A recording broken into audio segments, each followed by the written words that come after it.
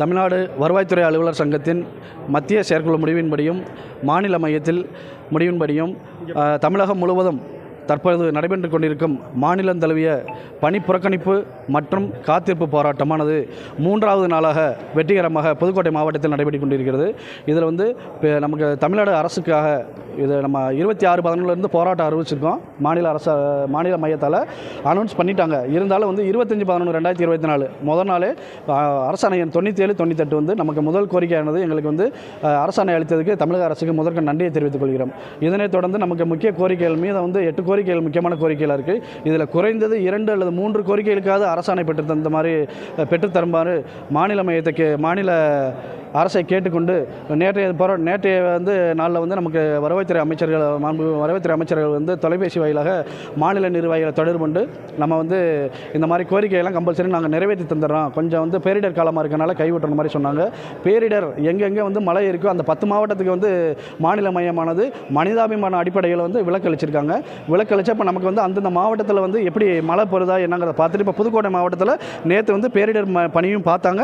நம்ம அந்தந்த வட்டக்கிளையில் முதல் நாள் 26/11/2024 நவம்பர் 26 மாவட்ட ஆட்சியர் அலுவலக கிளையில் காத்திருப்பு போராட்டம், பணிப்புறக்கணிப்பு போராட்டம் எல்லா 447 உறுப்பினர்கள் நடத்தினோம். இன்றைக்கி 173 உறுப்பினர்கள் புதுக்கோட்டை வட்டக்கிளை, புதுக்கோட்டை வருவாய் கோட்டை அலுவலகம், சிறப்பு அலுவலகம் மாவட்ட ஆட்சியர் தலைவரத்தில் அணியிருக்கோம்.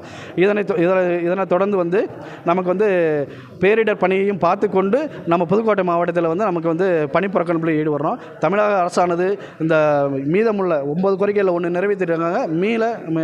மீண்டும் ஒரு நன்றி தெரிவித்துக் கொள்கிறேன். தற்போது பேரிடர் காலமாக இருப்பதால் எங்களுக்கு பேரிடர் பணி அந்த 97 பணியிடங்களை மீள வழங்க கோரியும் கருணை அடிப்படையான பணியிடங்களில் 25% பணியிடங்கள் மீள எங்களுக்கு வழங்க கோரியும் தமிழக அரசு மீது முழு நம்பிக்கை வைத்து அரசாணை வெளிவரும் என்ற முழு நம்பிக்கையோடு புதுக்கோட்டை மாவட்ட செயலாளர், தமிழ்நாடு வருவாய்த்துறை அலுவலர் சங்கம் சுரேஷ். நன்றி சார். தமிழ்நாடு வருவாய்த்துறை அலுவலர் சங்கத்தில் மாவட்ட துணைத் தலைவராக இருக்கேன் சார். என் பேர் சுபா. இங்கே நாங்கள் நவம்பர் 26 இந்த மாவட்ட ஆட்சியர் அலுவலகத்தில் காத்திருப்பு போராட்டத்தில் இருக்கிறோம். ஏற்கனவே இந்த கோரிக்கைகள் எல்லாம் எங்களுக்கு தரதா உறுதி அளித்ததன் பேரில் தான் நாங்கள் இங்கே பெரும்பாலானவர்கள் எப்போ இருந்தாலும் இந்த அரசாணை வந்துரும்னு நாங்கள் எங்கள் அலுவலக பணியை பார்த்துட்டு கிட்டத்தட்ட 8 மாதமாக காத்திருந்தோம். இப்போ கிடைக்காதனாலையும் பேரிடர் காலங்களில் முக்கியமான விஷயமே அந்த பணியிடங்கள் பேரிடரில் அதிகமாக இருக்குங்கிறதுனால தான் எங்களுக்கு வருவாய்த்துறை மற்றும் பேரிடர் மேலாண்மைன்னு பேரை கொடுத்துட்டு அந்த போஸ்டிங்கை கழிச்சிட்டாங்க 97 பணியிடங்களை. அந்த பணியிடங்களுக்கு புதிதாக நீங்கள் அந்த பணியிடங்களை ஒப்புதல் கொடுத்தீங்கன்னா இப்போ பேரிடர் காலங்களில் இன்னும் வேகமாக தானே வேலை நடக்கும். மக்களோட பேரிடரை மனசில் வச்சு மக்கள் நலனுக்காக அந்த 97 பணியிடங்களையும் இந்த பேரிடர் காலம் முடியும் முன்னாடி அரசாணை வெளியிடுவாங்கங்கிற நம்பிக்கையோடு இங்கே காத்திருக்கிறோம் சார்.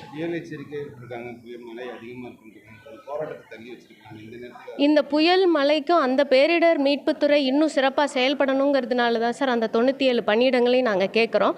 பத்தாவதுக்கு நாங்கள் எல்லாரும் புயல் மழையை அதுக்கு தேவையான ஆட்களை நம்ம அதுக்காக பணி அமர்த்திட்டு தான் நாங்கள் இந்த காத்திருப்பு போராட்டத்திலையும் உட்காந்துருக்கோம் சார். முதல்ல மக்கள் நல பணி தான் எங்களுக்கு ரொம்ப முக்கியம்.